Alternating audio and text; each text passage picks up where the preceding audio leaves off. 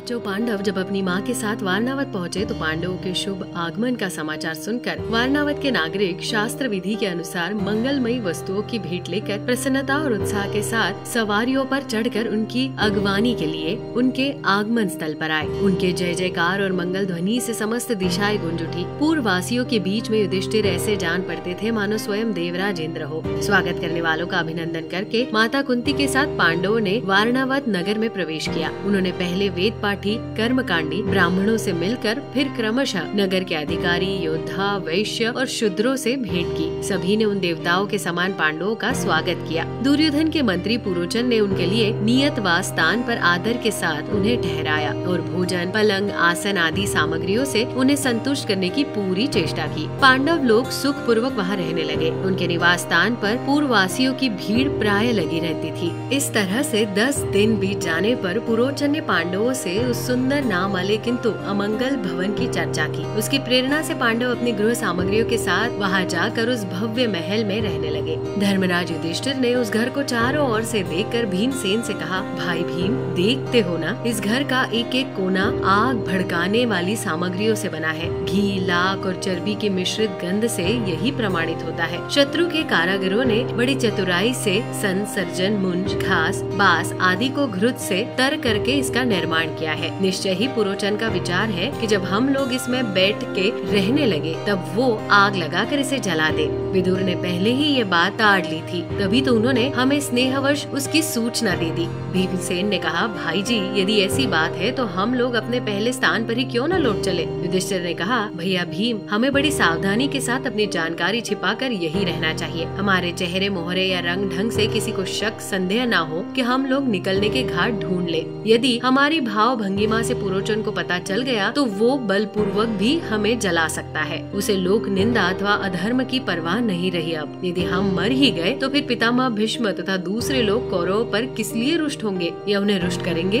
उस समय का क्रोध भी तो व्यर्थ ही जाएगा। यदि हम डर कर यहाँ से भागेंगे तो दुर्योधन अपने गुप्तचरों से पता लगाकर हमें मरवा डालेगा। इस समय वो अधिकारी है, उसके पास सहायक और खजाना है। हमारे पास तीनों ही बातें नहीं है। आओ हम लोग यहाँ रहकर वन में खूब घूमे फिरे, रास्तों का पता लगा कर रखे। सुरक्षित सुरंग बन जाने पर हम यहाँ से भाग निकलेंगे और किसी को कानो कान इस बात की खबर भी नहीं हो पाएगी कि पांडव जीवित बच गए हैं। भीमसेन ने बड़े भाई की बात मान ली और शांत हो गए। उधर एक सुरंग खोदने वाला विदुर का बड़ा विश्वास पात्र था। उसने पांडवों के पास आकर कहा, मैं खुदाई के काम में बड़ा निपुण हूँ। महामना विदुर को आज्ञा से आपके पास आया हूँ, आप मुझ पर विश्वास कीजिए। विदुर ने संकेत के तौर पर मुझे बतलाया कि चलते समय मैंने युधिष्ठिर से म्लेच्छ भाषा में कुछ कहा था और उन्होंने मैंने आपकी बात भली भांति समझ ली है, ये कहा था। पुरोचन जल्द ही आग लगाने वाला है, मैं आपकी क्या सेवा करूं? युधिष्ठिर ने कहा, भैया मैं तुम पर पूरा विश्वास करता हूँ। हमारे जैसे हितचिंतक विदुर है वैसे ही तुम भी हो। हमें अपना ही समझो और जैसे वे हमारी रक्षा करते हैं वैसे तुम भी करो। इस अग्नि के भय से तुम हमें बचा लो। इस घर में चारों ओर ऊंची दीवारें हैं, एक ही दरवाजा है। तब सुरंग खोदने वाला कारागिर युधिष्ठिर को आश्वासन देकर खाई की सफाई करने के बहाने